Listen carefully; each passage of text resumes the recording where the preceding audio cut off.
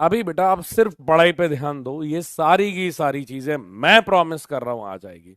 मैं जब आपकी एज में था ना, सेम मुझे बहुत फैसिनेट करता था।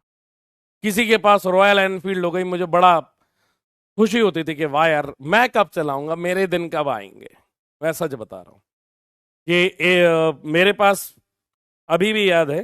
मतलब वही है कि परिस्थितियां हर किसी के पास ऐसी रहती है। हम लोग के पास गाड़ी नहीं थी, बाइक नहीं थी उस टाइम पे, पिताजी के पास। तो क्योंकि खर्चे इतने ज्यादा थे तो क्या अफोर्ड नहीं कर सकते थे, तो पिताजी ने हमारे चाचा जी की बाइक ली थी कुछ टाइम के लिए। तो हुआ ये कि जिस दिन दीदी की शादी हुई ना, क्योंकि खर्चा इतना रहता है, सुबह सुबह ही, मतलब विदाई हुई सुबह 8 बजे, और 10 बजे चाचा जी ने कहा कि मुझे यार मेरी गाड़ी वापस चाहिए। तो वो ले गए थे गाड़ी। ठीक है। अब हम लोग के पास गाड़ी नहीं थी। अब इतना बेसिक काम कि यार गाड़ी के बिना तो कुछ हो ही नहीं सकता है। और ओला उबर उस टाइम पे चलते नहीं थे। तो हुआ क्या कि पिताजी फिर, उन्होंने कहा कि पिताजी ने यार चलो जैसे तैसे लोन पे अपन एक बाइक उठा लेते हैं।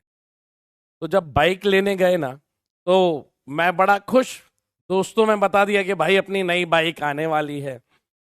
मैंने कहा भाई सबको बता दिया। उस टाइम पे पल्सर बहुत पॉपुलर थी। पल्सर बहुत पॉपुलर थी।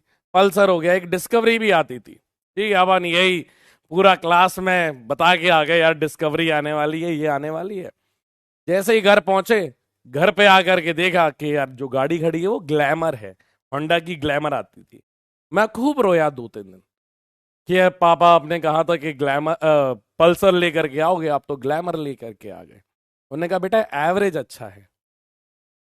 तो वो बातें बेटा अब समझ में आती है कि एक बाप का नजरिया जो रहता है ना, वो घर चलाने का रहता है। हम तो लड़के हैं यार, हमारे तो सपने ख्वाहिशें कभी खत्म नहीं होती है। तो पिताजी हर बार यही कहते थे यार कि बेटा मैं तो नहीं कर पाया, तुम अपना पैसा कमाना, अपनी नौकरी करना और खूब शौक पूरे करना, हमें तुम भले ही कुछ मत देना। तो उस टाइम पे ये बातें समझ में नहीं आती थी यार। आज ये है कि यार दुनिया का हर शौक पूरा कर सकते हैं, पर आज पिताजी नहीं है देखने के लिए।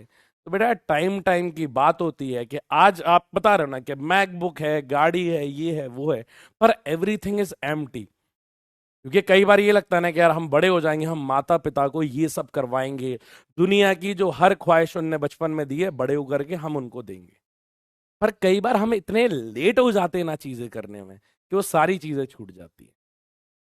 आप इस बात को समझो। एक बार तो ऐसा भी हो गया था कि एक स्टूडेंट ही था, डॉक्टर उसने चमका दिया था।